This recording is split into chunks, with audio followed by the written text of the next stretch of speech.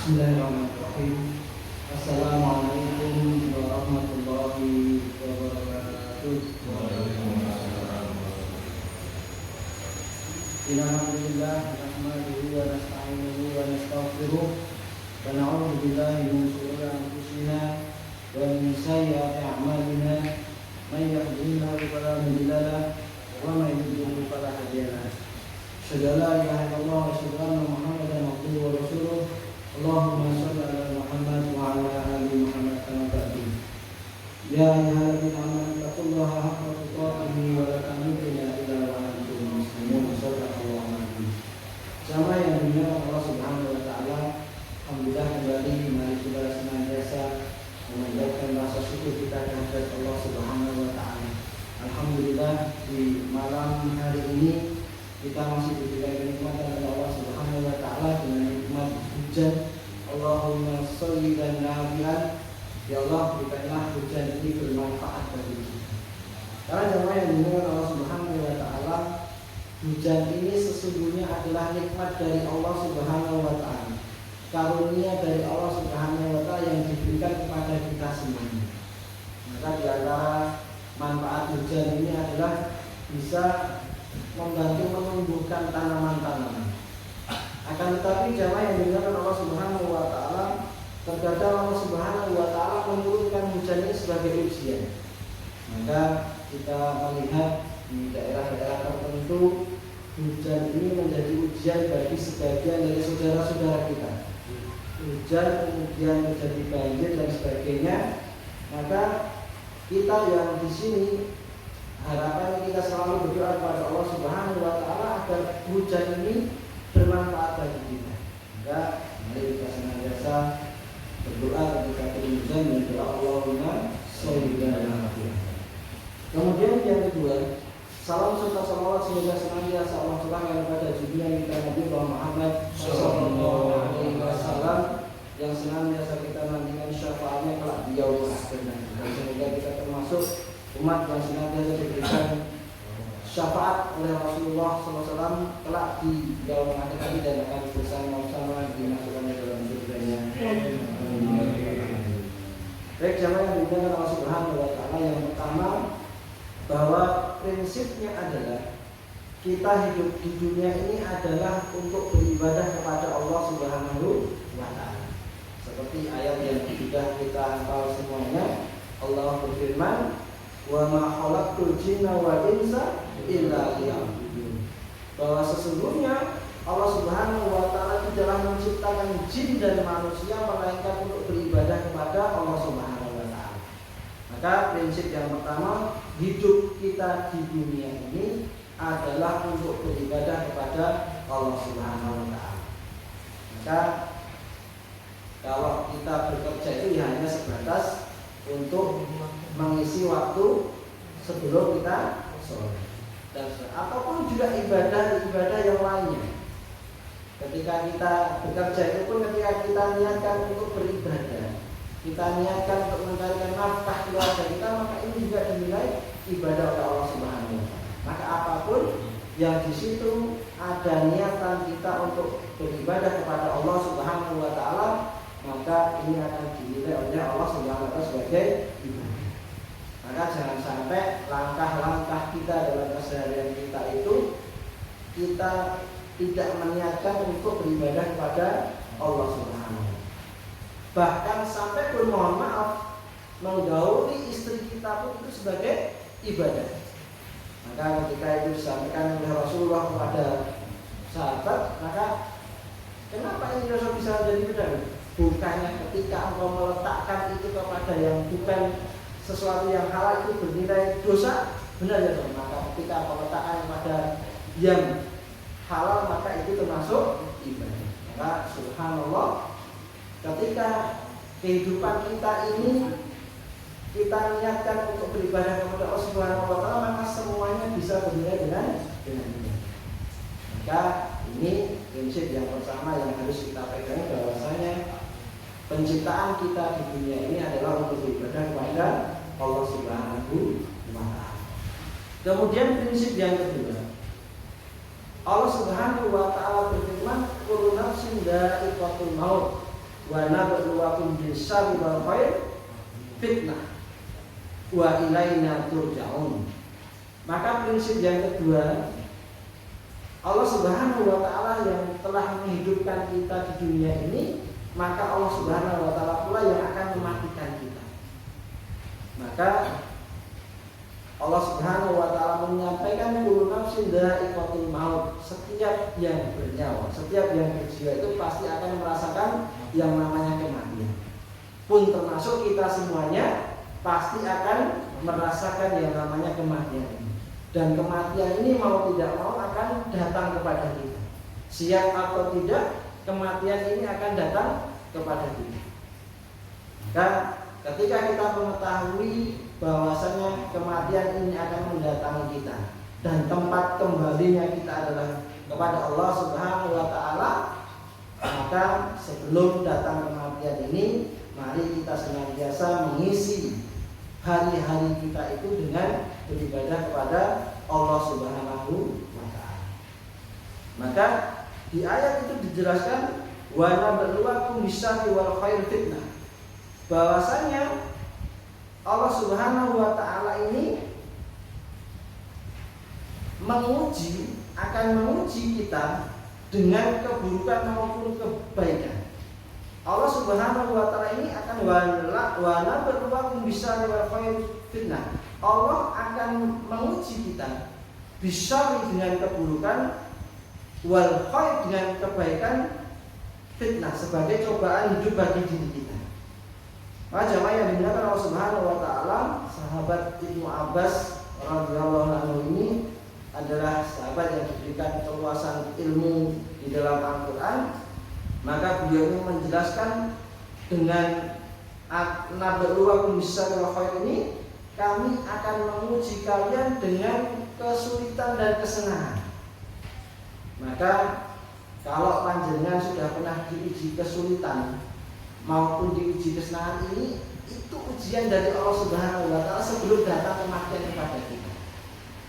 Maka namanya kehidupan di dunia ini, kita hidup di dunia ini, itu pasti akan mendapatkan ujian dari Allah Subhanahu wa taala. Maka ketika kita ini mendapatkan ujian dengan kesusahan, maka bagaimana kita menyikapinya?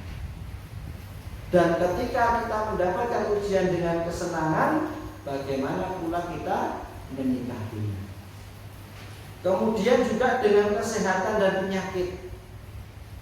Maka kadang kita ini juga diberikan penyakit untuk menguji kita. Kalau kita ini sakit, itu apa yang kita lakukan? Apa yang kemudian kita ucapkan? Kemudian apa yang kita usahakan? Nah, ini sebagai ujian bagi kita. Demikian pula ketika kita sehat seperti ini, apa yang kita lakukan atau apa yang kita manfaatkan dari kesehatan kita ini? Apakah kita menggunakan kesehatan kita ini dengan kebaikan-kebaikan ataukah malah dengan sesuatu yang sia-sia, yang lalu, yang sia-sia? Maka ini seperti yang disampaikan oleh Nabi, ini adalah bagian dari ujian kita dengan kebaikan dan keburukan. Juga dengan kekayaan dan kefakiran.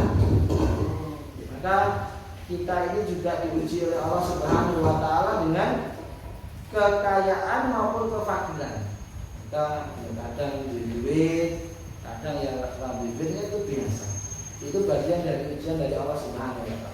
Akan tetapi bagaimana ketika Allah menguji kita dengan diberikan harta? Untuk apa harta kita itu juga akan dipertanyakan oleh Allah Subhanahu wa taala. Maka kalau orang yang banyak harta ini, maka nanti di yaumul hisab, nanti di hari perhitungan ini akan banyak pertanyaan. Duitnya dapat dari mana, digunakan untuk apa dan sebagainya. Banyak pertanyaan. Beda dengan orang yang diuji dengan kefakiran. Tidak ada pertanyaan yang mereka apa ya? Ketika ditanya, tidak punya duit dapat ya sudah habis untuk makan dan sebagainya. Maka ujian ini pun adalah bagian dari ujian kehidupan kita dengan kekayaan dan kefakiran ini. Maka ketika kita memiliki harta yang cukup, ini untuk dipergunakan untuk apa? Ini juga akan menjadi ujian dari Allah Subhanahu wa taala dan akan dipertanyakan nanti di yaumul hisab. Kemudian juga dengan hal-hal yang lainnya.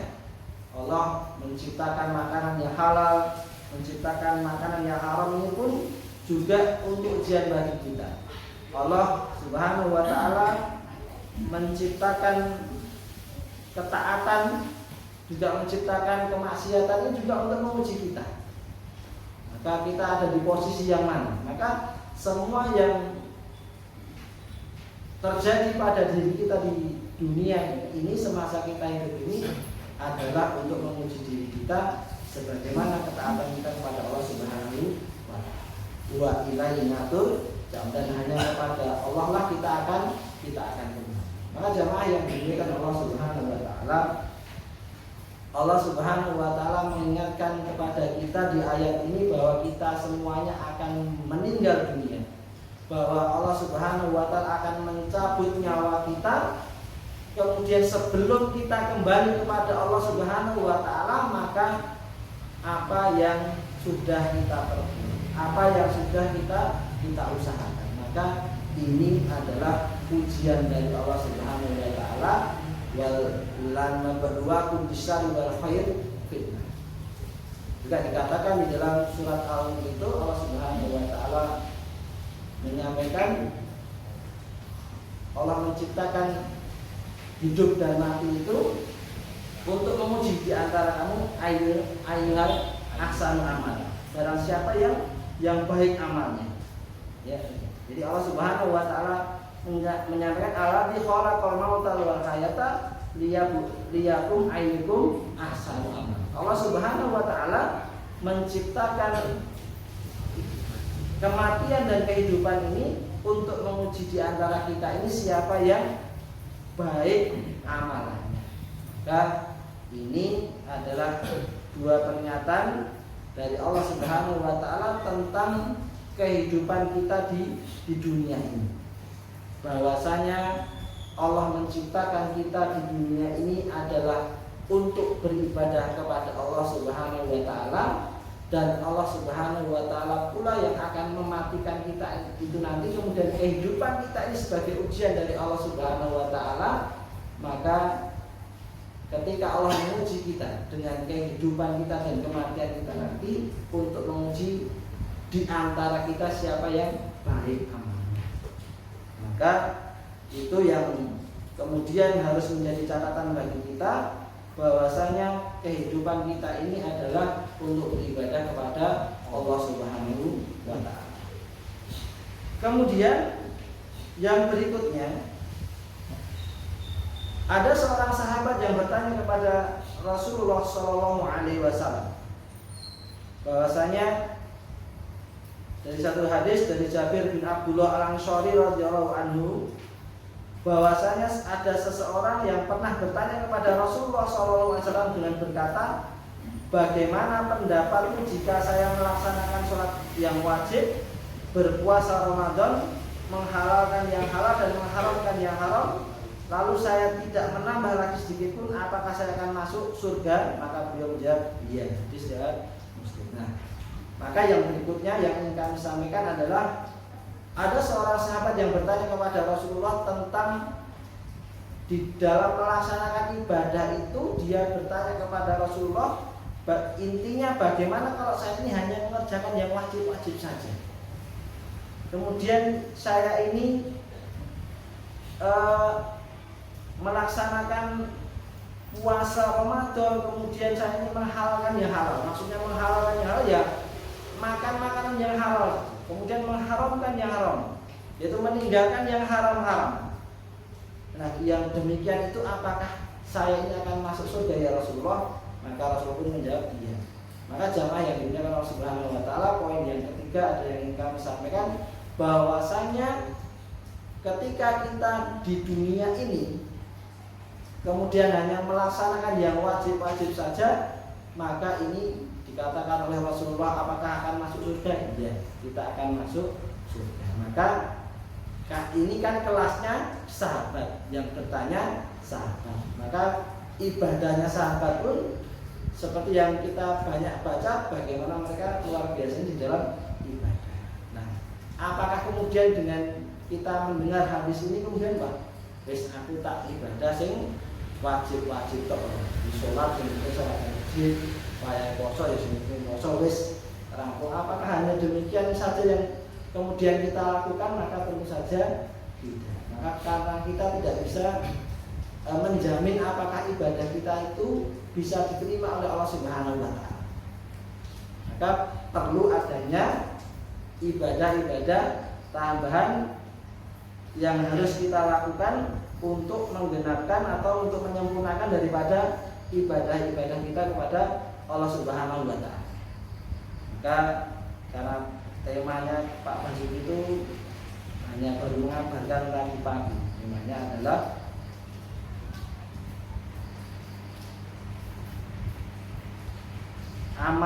amalan jariah, sempurnakan ibadah dengan memperbanyak amal jariah. Nah, maka kembali kepada hadis tadi bahwasanya sesungguhnya ketika kita melaksanakan amal-amal ibadah yang wajib saja, maka ketika itu sudah benar, misalkan sholatnya ya sudah sesuai dengan apa yang Rasulullah SAW contohkan, sesuai dengan yang benar-benar plek menurut Rasulullah, kemudian puasanya ya benar-benar sesuai dengan apa yang Rasulullah kemudian ajarkan dan sebagainya, maka Pak insya Allah kita akan masuk ke dalam surganya Allah Subhanahu wa taala. Akan tetapi apakah kemudian kita bisa yakin dengan ibadah kita yang hanya kemudian kita ini melaksanakan ibadah-ibadah yang wajib? Maka tentu saja kita perlu menambah dengan amalan-amalan ibadah yang lain. Dan juga tentu saja kita harus senantiasa mengumpulkan pundi-pundi amalan-amalan ibadah untuk mendapatkan pahala-pahala dari Allah Subhanahu wa taala. Dan tentu saja poin yang paling penting adalah kita mengumpulkan amalan-amalan ibadah yang di situ bisa menjadikan amalan jariah kita. Amalan jariah itu bagaimana? Ketika kita melakukan satu amalan tersebut, maka amalan itu akan terus mengalir pahalanya ketika dilakukan orang lain, ataupun ketika kita menanamkan satu sedekah, kemudian sedekah itu pun akan mengalir senantiasa mengalir kepada kita ketika apa yang kita sedekahkan ini senantiasa dipakai untuk kebaikan. Nah, ini adalah amal jariah. Maka jamaah yang dimuliakan Allah Subhanahu wa taala, maka seperti yang masyhur yang sudah kita hafal semuanya dari Abu Hurairah radhiyallahu anhu bahwasanya Rasulullah sallallahu alaihi wasallam bersabda, "Idza mata ibnu Adam in qata'a anhu amalu illa min salasin." Bahwasanya apabila anak Adam ini meninggal dunia, maka akan terputus segala amalnya kecuali 3. Apa itu? Illa min shadaqatin jariyah, yaitu dengan sedekah jariah. Maka jamaah yang dimuliakan Allah Subhanahu wa taala, amalan yang bisa menjadi pundi-pundi pahala bagi kita, kemudian kelak ketika dihisab oleh Allah Subhanahu wa taala akan memperberat timbangan kebaikan kita adalah yang pertama dengan amal jariah kita, dengan sedekah jariah. Maka sedekah jariah itu apa saja? Maka yang pertama bisa dengan kita ini memberikan minum. Minum itu sepele, jadi kita minum di sini amal ibadah. Seperti hadis yang masuk tentang seorang laki-laki yang kehausan, kemudian dia menemukan sebuah sumur, kemudian dia mengambil air di dalam sumur itu, kemudian dia meminumnya, kemudian ada seekor anjing yang mendekatinya dan kehausan. Maka laki-laki ini pun ketika memberikan air minum kepada seekor anjing ini pun itu menjadikan sebab dia dimasukkan ke dalam surganya oleh Allah Subhanahu wa taala. Ini air ketika ada seseorang yang menolong, kemudian menolong seekor anjing dan dimasukkan ke dalam dan diberikan kepada adik ini bisa menyebabkan dia masuk ke dalam surganya Allah Subhanahu wa taala. Kemudian dengan pembangunan masjid itu juga bisa kita jadikan sebagai pundi-pundi amal jariah ketika masjid itu senantiasa dipakai untuk kebaikan. Maka harta yang kita miliki tadi bagian dari ujian dari Allah Subhanahu wa taala, maka untuk apa harta itu kita terima?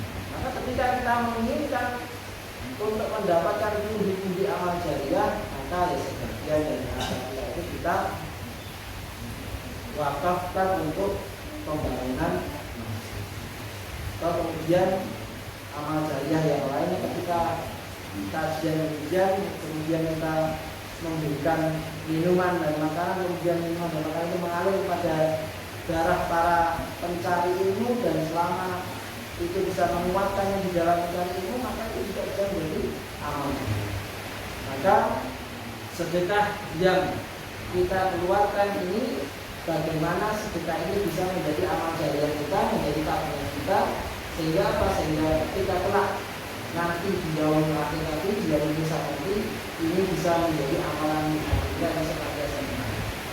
Maka kalau kita lihat para sahabat, ada sahabat Utsman bin Affan yang memiliki amal sedekah yang sampai saat ini masih mengalir. Kemudian Abdurrahman bin Auf yang sampai saat ini masih mengalir. Maka bagaimana kita ini pula bisa menciptakan sedekah jariah ini bagi diri kita yang supaya ini bisa mengalir ke kita. Nah, ini harus kita ciptakan. Jadi kalau kita sedekah itu jangan hanya asal mencelup, ya tidak. Itu bukan sesuatu yang buruk, hanya sekedar ngasih orang miskin kemudian memberikan dan sebagainya. Tetapi bagaimana kita memikirkan harta kita ini kemudian kita pergunakan untuk sesuatu yang nanti bisa mengalirkan amalan jariah kepada kita. Nah, ini harus mulai kita sekecil apapun kita harus berusaha ini. Misalkan dengan uang ini nanti harapannya bisa saja dengan misalkan memberikan Al-Quran, memberikan Al-Quran kemudian kita letakkan di masjid Nabi Musola. Diniatkan ini untuk amal sedekah jariah. Maka ketika Al-Quran itu kemudian dibaca terus menerus oleh jamaah, maka disitulah nanti pundi amal jariah akan mengalir kepada kita. Karena banyak pilihan apa yang diminta Allah Subhanahu wa taala tentang sedekah jariah ini, maka mari kita bisa mengkoskan harta kita. Jadi kita bisa membuat pos-pos harta kita yang harapannya dengan harta itu menjadi tabungan bagi kita sebagai amal jariah kita. Maka bisa apa yang bisa kita lakukan. Mungkin setiap hari kita mengisi galon di sini, misalkan supaya nanti bermanfaat dan sebagainya, atau apa ini untuk bisa dilakukan dengan amal jariah. Kemudian jamaah yang diingatkan Allah Subhanahu wa taala juga dengan ilmu yang bermanfaat. Ilmu yang bermanfaat, misalnya kita berkajian, tapi kalau hanya kemudian kita pakai sendiri, itu kan manfaatnya hanya untuk kita sendiri. Maka bagaimana ketika kita ini pergi kajian, minimal kita kembali itu ya kita ajarkan kepada istri kita, kepada anak kita. Itu minimal. Untuk kita bisa meraih yang lebih luas masyarakat di sekitar kita. Maka inilah ilmu yang bermanfaat. Karena apa? Ketika ilmu ini hanya kemudian kita pelajari saja. Kalau saya itu mengajarkan kepada anak-anak hidup saya di sekolah itu, kamu tahu ilmu ini tahu. Misalkan kamu tahu sholat, cara sholat. Kamu tahu kalau sholat di masjid itu adabnya begini-begini. Kalau tidak kamu laksanakan, itu tidak akan menjadi pahala bagi kamu. Hanya sebatas ilmu saja. Jadi hanya sebatas ilmu yang diserap saja. Karena apa? Karena dinul Islam ini, syariat ini itu tidak hanya cukup dipelajari saja. Kita datang kajian kemudian mendengarkan saja, tahu ilmunya, selesai di situ, dia itu tidak bermanfaat. Maka ilmu itu akan bermanfaat bagi kita ketika kita sudah bisa menyerap ilmu itu, kita tahu, kemudian kita mengamalkan, kemudian kita bisa mengajak orang yang di sekitar kita. Nah, itulah yang disebut dengan ilmu yang bermanfaat, dan itulah yang akan menjadi amal sendiri. Kalau hanya berhenti sebagai ilmu yang kita pahami saja, kemudian tidak kita aplikasikan di dalam ibadah kita, kemudian tidak kita ajarkan kepada orang-orang di sekitar kita, ya itu akan berarti sebagai cabang ilmu saja, kemudian tidak akan bermanfaat bagi kita.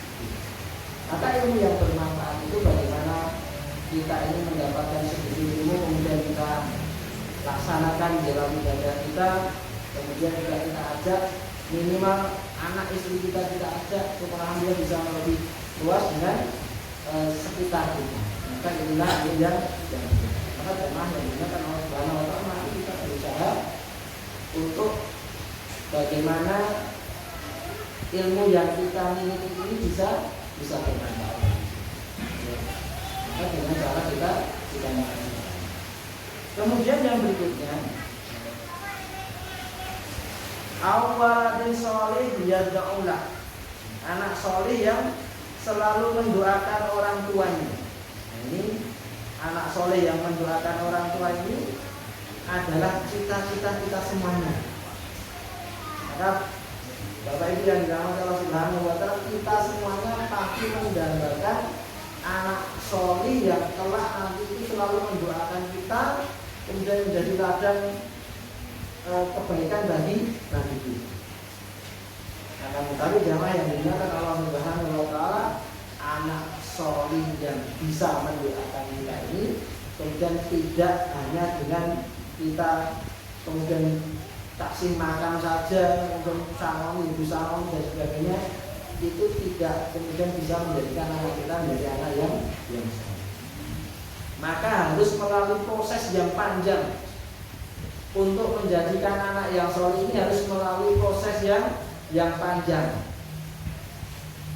Jadi tidak bisa kemudian instan kita memiliki putra kemudian dibesarkan, diberikan asupan gizi yang baik, kemudian disekolahkan, kemudian kita berharap dia menjadi anak yang soleh.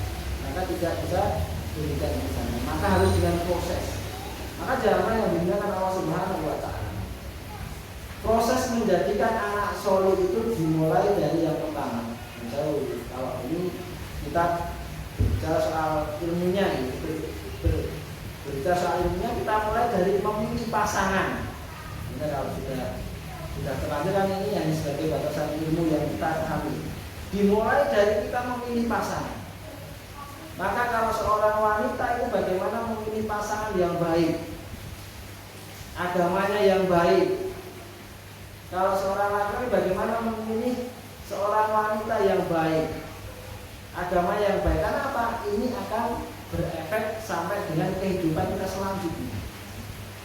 Kalau misalnya dari awal kita memilih yang penting ayu misalnya, yang penting ayu, yang penting dan sebagainya, atau laki-laki yang penting ganteng dan sebagainya, subin dan sebagainya, tetapi tidak memperhatikan yang namanya agama ini, maka ini bagian dari awal yang tidak pas ketika kita menginginkan mendapatkan putra yang soleh. Maka Rasulullah pun menganjurkan ketika memilih pasangan itu ya yang dipilih yang paling baik agamanya, bukan yang paling kaya, bukan yang paling cantik, bukan yang paling ganteng, tetapi dari yang baik agamanya. Maka ini kemudian kalau sudah terlanjur bagaimana seorang suami istri ini bersama-sama untuk bagaimana mengkaji ayat-ayat Allah Subhanahu wa Ta'ala untuk menjadikan anaknya soleh dengan mengikuti kajian-kajian paling dan sebagainya yang harapannya bisa satu frekuensi. Menurut saya kalau hanya bapaknya saja yang sering ikut kajian paling kemudian pulang pola asuhnya beda, dengan istrinya yang di rumah, ya ini tidak sinkron, sehingga tidak akan menjadi satu frekuensi. Ataupun sebaliknya, yang sering kajian ibu-ibu, parenting dan sebagainya, kemudian bapaknya kemudian tidak satu frekuensi dalam mendidik anak, yang ini tidak bisa menjadikan anak menjadi anak yang soleh maupun soleh. Maka harus satu frekuensi. Maka ya kalau kajian itu ya diajak pasangan, kemudian supaya satu frekuensi, atau minimal ketika suami ini ikuti kajian pulang disampaikan ke istrinya agar ada satu frekuensi di dalam pendidikan. Maka ini ketika kita sudah menjadi pasangan suami istri, harus satu frekuensi dan harus berusaha sama-sama taat kepada Allah Subhanahu wa Ta'ala.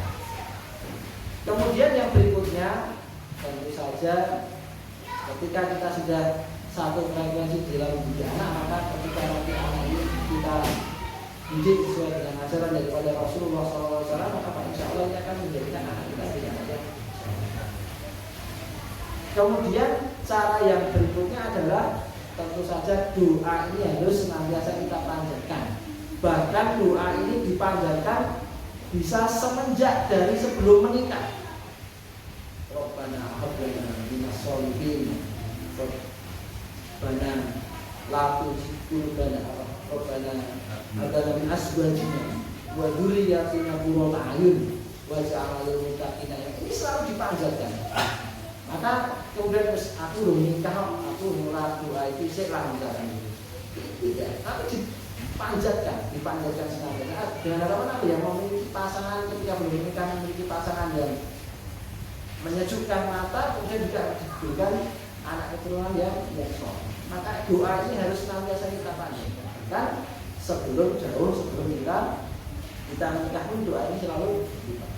Dan sampai kapanpun, sampai dengan kita mendidik anak sampai dengan anak kita dewasa, doa-doa ini harus senantiasa kita. Nah, kenapa? Karena tidak ada daya dan upaya maupun kekuatan yang bisa menjadikan kesuksesan di dalam menjadikan anak ini soleh maupun solehah kecuali Allah Subhanahu wa Ta'ala. Maka ini adalah tips-tips bagaimana kita ini menjadikan anak kita menjadi anak yang soleh maupun solehah. Kemudian juga memilihkan tempat pendidikan yang terbaik. Bagaimana kita memberikan tempat ini dengan lingkungan yang baik pada anak kita, agar apa ya, agar anak kita ini terbentuk menjadi anak yang soleh maupun soleh. Jamaah yang dimuliakan Allah Subhanahu wa Ta'ala, ketika kita ini sudah bisa membentuk menjadikan anak kita ini menjadi anak yang soleh dan solehah, yang kemudian ketika semasa hidup kita dia senantiasa mendoakan kebaikan-kebaikan kepada kita, kemudian kelak ketika kita sudah meninggal dunia pun akan senantiasa mendoakan kita. Nah, ini adalah hasil dari cerita yang memang sudah kita lakukan. Maka ini tidak semudah dengan kita memberikan saran. Maka butuh proses yang panjang. Maka jamaah yang dimuliakan Allah Subhanahu wa Ta'ala, tiga amal jariah inilah yang nantinya akan senantiasa mengalir kita. Kalau kita memiliki anak yang kemudian senantiasa mendoakan kita menjadi anak yang soleh maupun solehah, ini kemudian nanti juga dia akan melahirkan keturunan yang berbeda, dan ini akan menjadi senantiasa menjadi amal-amal. Maka ini harus selalu kita usahakan, harus selalu kita panjatkan kepada Allah Subhanahu wa Ta'ala, sehingga apa ya, kita mendapatkan hasil daripada usaha kita membentuk anak yang soleh. Nah, jamaah yang dimuliakan Allah Subhanahu wa Ta'ala, tiga tadi adalah yang bisa menjadikan menjadi amalan kita senantiasa mengalir pahala kepada kita. Tadi yang pertama adalah kita berusaha untuk memiliki satu amalan kita yang disitu nanti poinnya bisa mengalir kepada kita. Ya, misalnya dari Al-Quran, kemudian kita letakkan di masjid dan di musola, berikan satu taruh ini itu dibaca, itu akan menjadi amal soleh. Berapa harga Al-Quran? Paling misalnya 100 itu bisa menjadi pundi-pundi amal soleh yang akan mengalir. atau kita letakkan air minum dan sebagainya, ini juga akan menjadi kunci amal. Nanti bisa kita pilih di antara amal-amal jariah ini yang bisa kemudian kita lakukan sehingga ini menjadi bagian dari apa yang bisa kita usahakan untuk mendapatkan amal jariah. Kemudian yang kedua tadi ilmu, kemudian ilmu ini harus senantiasa kita usahakan untuk kita ajarkan kepada keluarga kita, kepada anak-anak kita, kepada istri kita, dan juga kepada orang-orang sekitar kita, sehingga amalan dengan ilmu ini akan senantiasa mengalir ketika orang-orang yang kita ajarkan ini mengajarkan ini. Maka guru TPA ini adalah guru yang paling berjasa di dalam ini. Kalau jadi guru TPA itu mengalirkan amal jariah yang luar biasa. Mengajarkan Iqra, mengajarkan Al-Quran, kemudian nanti dia bisa membaca, itu senantiasa mengalir. Ini tidak luar biasa. Hanya kemudian jangan sampai kemudian kita ini malah tidak mau belajar. Karena kita tidak mau belajar. Maka ini luar biasa. Maka nanti ini ada Ramadan yang kemudian belum bisa membaca, ya karena bisa membaca. Sehingga apa? Nanti ketika kita bacaan kita ini yang benar yang Ramadan dibaca, kemudian diajarkan lagi dan diajarkan lagi, ini akan menjadi ilmu jariah yang akan mengalir kepada kemudian yang terakhir tentang anak soleh ini. Maka nanti tema yang dilakukan oleh Subhanahu wa Ta'ala, kita berusaha untuk membentuk anak kita menjadi anak-anak yang soleh, anak-anak yang soleh yang senantiasa menjelaskan kita. Karena apa? Zaman ini adalah zaman yang luar biasa, pengaruh daripada media sosial ini sangat-sangat luar biasa berpengaruh, bahkan sampai ke lini yang paling dalam. Santri itu terkena terkena media sosial itu kemudian bisa kemudian menjadi yang saya dalam tanda kutip dia melakukan hal yang kemudian tidak dibenarkan. Kalau yang pernah kita dengar santri di Kendal atau mana sampai dibunuh karena gara-gara media sosial. Dia ketika pulang ngechat di sekolah dan berkenalan mengadakan teman malah jadi malah dibunuh. Maka ini adalah pengaruh media sosial. Maka mari kita jaga anak-anak kita, kemudian bukan berarti kemudian kita tidak boleh habis 100% juga tidak bisa, tetapi bagaimana kita mengontrol anak-anak kita. Maka ini adalah tugas kita sebagai orang tua, kita memberikan pendidikan yang terbaik bagi anak-anak kita. Tugas kita sebagai orang tua untuk menjadikan anak-anak kita menjadi anak yang ahli ibadah dan menjadi anak yang Al-Quran, sehingga harapannya akan menjadi kunci-kunci amal bagi kita, sehingga akan membuatkan kita senantiasa baik, senantiasa baik, kita kemudian rincian kita nanti meninggal. Mungkin ini yang bisa kami sampaikan pada malam hari ini. Semoga bisa bermanfaat bagi kita semuanya. Sampai juga bahwasanya amal jariah ini adalah amal yang memang harus benar-benar menjadi perhatian bagi kita. Agar apa? Agar kita ini memiliki panggilan di dalam ibadah Allah Subhanahu wa Ta'ala. Karena apa? Kulna sudah kita akan menjadinya, kita ini akan diambil oleh Allah Subhanahu wa Ta'ala. Kita maka kesempatan untuk mengumpulkan amalan-amalan ibadah ini hanya di dunia.